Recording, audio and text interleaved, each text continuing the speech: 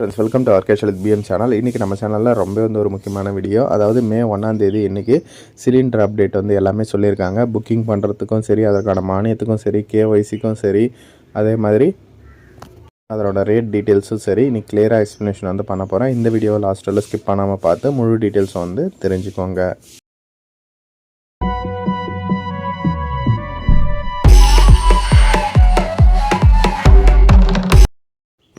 மாதம் பார்த்திங்கன்னா cylinder book பண்ணுறதும் மாற்றுறாங்க, ரேட்டும் மாற்றுறாங்க. அதன்படி இன்றைக்கி மே 1ன்றதுனால சேஞ்சஸ் நடந்திருக்கு. என்ன சொல்லியிருக்காங்க அப்படின்னா, இப்போ வீட்டு சிலிண்டரெலாம் நம்ம புக் பண்ணிருக்கோம் இல்லையா, ஆல்ரெடி வாரனால 21 டேஸ் இருந்தது. இதுக்கு முன்னாடி புக்கிங் பண்ணணும் அப்படின்னா 21 டேஸ் கழிச்சு தான் நீங்கள் புக் பண்ணணும், ஒரு சிலிண்டர் புக் பண்ணிட்டா.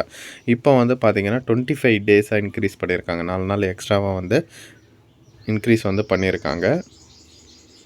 இது பார்த்திங்கன்னா சிட்டியில் ஓகேவா. இதே கிராமப்புறத்தில் பார்த்திங்கன்னா 45 நாளாக இன்க்ரிமெண்ட் பண்ணியிருக்காங்க.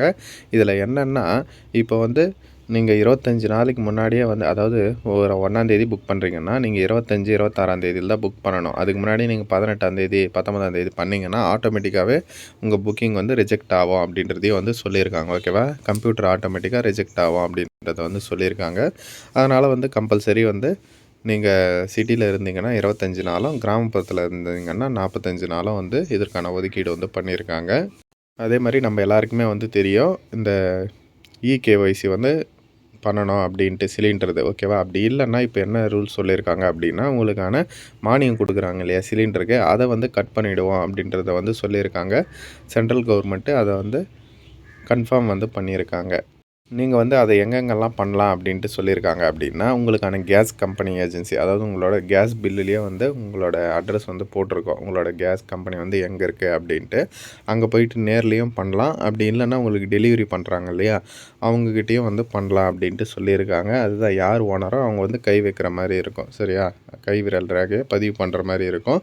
அதனால் பார்த்து அதை பண்ணிக்கோங்க. மானியம் வாங்குறவங்க கரெக்டாக இதை ஃபாலோ பண்ணுங்கள். அப்புறம் இன்னொரு முக்கியமான விஷயம், சிலிண்டர் விலையை ஏற்றிருக்காங்க மே 1ஆந்தேதியிலேருந்து. அதாவது ஹோட்டலுக்கு யூஸ் பண்ணுறாங்க இல்லையா 19 கிலோ சிலிண்டரு, அதனால் அதை பார்த்திங்கன்னா 993 உயர்வு செஞ்சுருக்காங்க. இதன் மூலமாக பார்த்திங்கன்னா சென்னையில் ஒரு வணிக சிலிண்டர், அதாவது ஹோட்டலுக்கெல்லாம் பயன்படுத்துகிற சிலிண்டரு 3237 ரூபான்ட்டு சொல்லியிருக்காங்க. இதே நீங்கள் வீட்டுக்கு பயன்படுத்துகிறீங்கன்னா அது எந்த சேஞ்சஸும் இல்லை அப்படின்றத சொல்லியிருக்காங்க.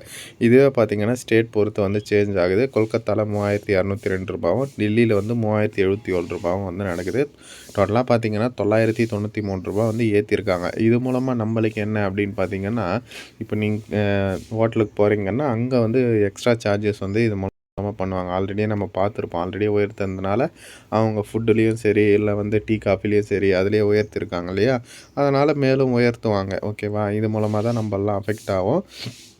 இந்த மாதிரியான யூஸ்ஃபுல் தகவலுக்கு நம்ம சேனலை சப்ஸ்கிரைப் பண்ணிக்கோங்க. அண்ட் டிஸ்கிரிப்ஷனில் WhatsApp and Telegram group link இருக்குது. அதில் இன்ஸ்டன்ட் அப்டேட்ஸ் எல்லாமே பண்ணுவேன். அதுலேயும் ஜாயின் பண்ணிக்கோங்க. ஓகே ஃப்ரெண்ட்ஸ், தேங்க்ஸ் ஃபார் வாட்சிங்.